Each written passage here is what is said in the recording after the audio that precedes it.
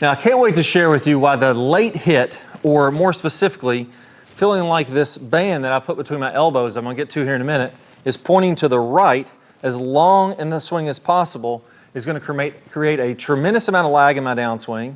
It's going to feel very powerful. It's going to shallow out the club. It's going to keep me in my posture. All those great things that we want to do can all be solved with this little TheraBand. Let's go and get started. All right, so let's go over what I see so many times with players with the early hit, the one that you don't want. Well, we'll go to the top of our swing, and all of a sudden this right elbow starts to kick out on top.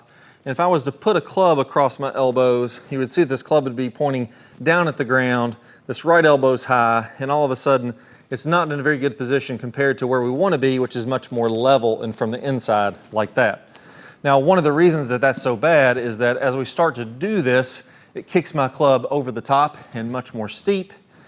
Well, from there, if I keep on swinging down, I'm going to chop into the ground, so I end up standing up out of my posture. And worst of all, I start to cast the club and manipulate it to try to square that club face up. And there's just a whole heck of a lot of hand action in there that we simply don't want in the golf swing.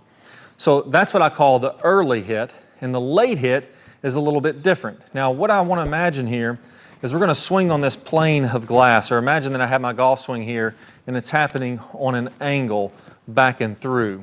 Now, if you can imagine that as a plane of glass, what a lot of players are trying to do, and you may have felt this before, is keep the club face square to this plane of glass on the downswing. Well, that kicks out the elbow on top. That tries to get me to square up this face early, and it's simply not what the best players in the world are doing.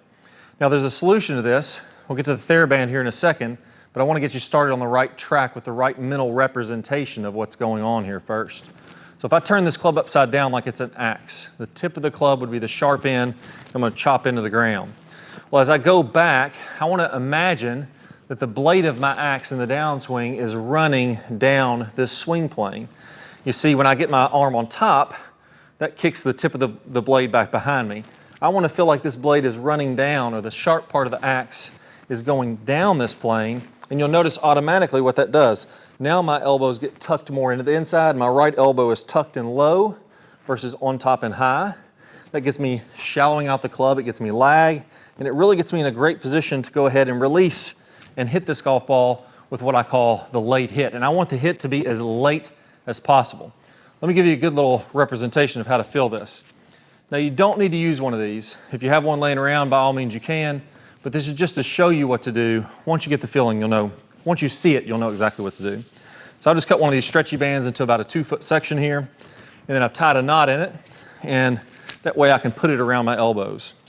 So what I'm going to do here is stretch this around the outside of my elbows, take my grip with my driver, and now again, I'm going to feel like if I flip this club upside down, I was going to go ahead and let the tip of that axe go down this plane of glass here, and you'll notice right away, shallows out the club, gets it from the inside, but look at where this band is pointing. It's pointing over to the right. So this would be square. Anything this way would be to the right.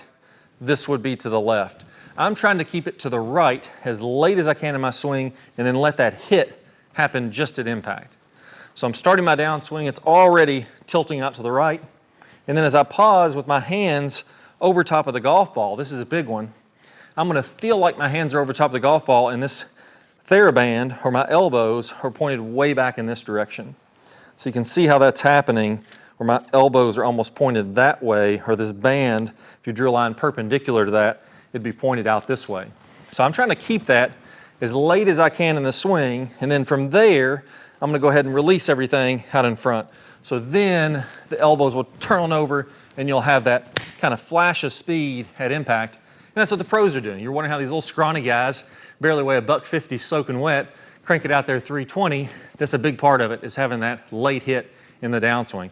You want to check out somebody that hits it later than anybody else? Look at Dustin Johnson, and it's no coincidence that he's one of the best ball strikers on tour. So what I want to do is go ahead and make a couple practice swings, pause, hands over top of the golf ball, late of hit as possible, and then from there, I'm going to go ahead and let this club release, or I'm going to throw it on out in front of me. I don't want to feel like I hold the club face open. I want to go ahead and let that face release around the outside of the golf ball. So for example here, my club face is square or straight up and down. I want that going across the outside or releasing around the golf ball, almost like you're trying to get a topspin forehand in tennis or getting that ball to curve from right to left. Now the great thing about this is I can make a very smooth, slow swing, and as long as I keep this late hit, you're gonna see my swing speed is fairly high. So again, little half backswing here. I'm gonna go like 50% power, and let's see what kind of club head speed I can get. I bet you I can still get over 100 miles an hour, just almost barely swinging this thing and letting that kind of that late hit do a lot of the action. Let's try it out. There we go. And again, not gonna swing the best with the rubber bands around your arms. I'm not recommending that you even hit one with a rubber band. But you'll see my club head speed is 100.6. The only thing that got me doing there is I wanna make sure I go ahead and release that club around the outside of the golf ball and let that thing go. I don't wanna hold the face open at all, which can be very easy to do like I did there with these rubber bands on it. But you just make a few practice swings and let that thing go. So let's try it out again now without the rubber bands with just that same sensation. Elbows back, and then bam, I'm gonna let that thing hit at the last second. Let's see how it goes.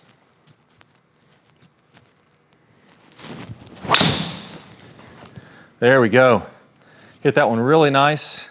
289, not bad for not getting warmed up yet, but you can see how that was very smooth, and I'm waiting for that last second to really let that club take on off. Now if I wanna crank it up a little bit, that's my little kind of go-to swing on the course.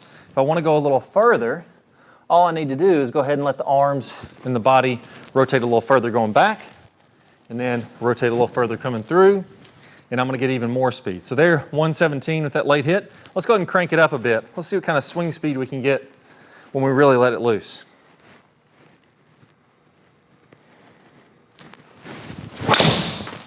There we go.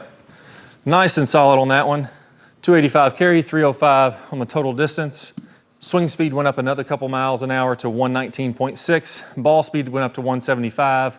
Pretty happy with that. Anytime I can hit it fairly straight down the middle of the fairway, over 300 yards, hey, that's pretty daggone good. And I can't wait to hear about the amazing results you have with the late hit. Now, there is one more piece of this. You see, a lot of times players get steep early in the downswing from a ringing the bell type motion. So it's so easy to have this kind of yanking down motion from the top that you don't want to have, because again, it kicks the elbows on the wrong angle. It steepens up this club shaft, and I'm going to show you exactly how to get rid of that once and for all. It's going to smooth out your transition. It's going to allow you to get rid of that, what I call ringing the bell, or that yanking down action. And that'll make it so much easier to get this late hit later in the swing, because I won't have this urge to go at it from the top. Now I'm going to play a preview of that video here in 1 second. All you need to do is go ahead and click one of the cards that pops up on your screen. If you don't see one of those, don't worry. Go down to the link below in the description. You'll get instant access there, and I can't wait to share this with you.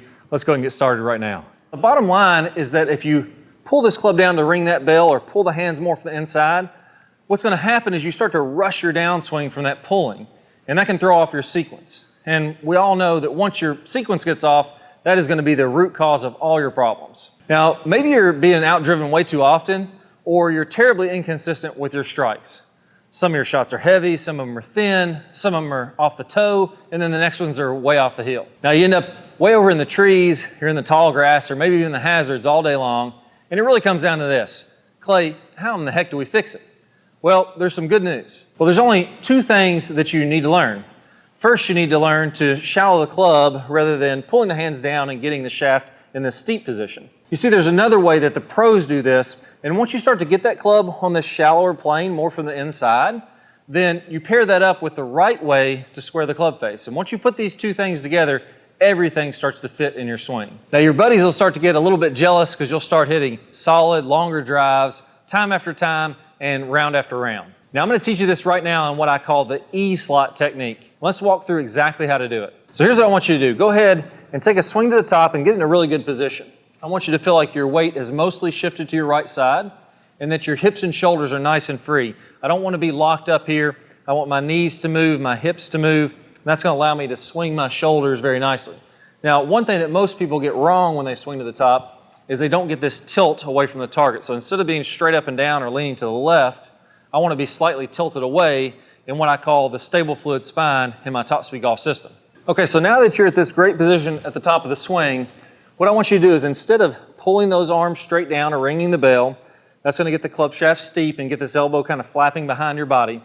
I want you to do something very specific. I want you to take the tip of your elbow and move it in a specific way. Now, not this small bone on the inside of your elbow, but I want it to be right here at the tip, and here's what I want you to do.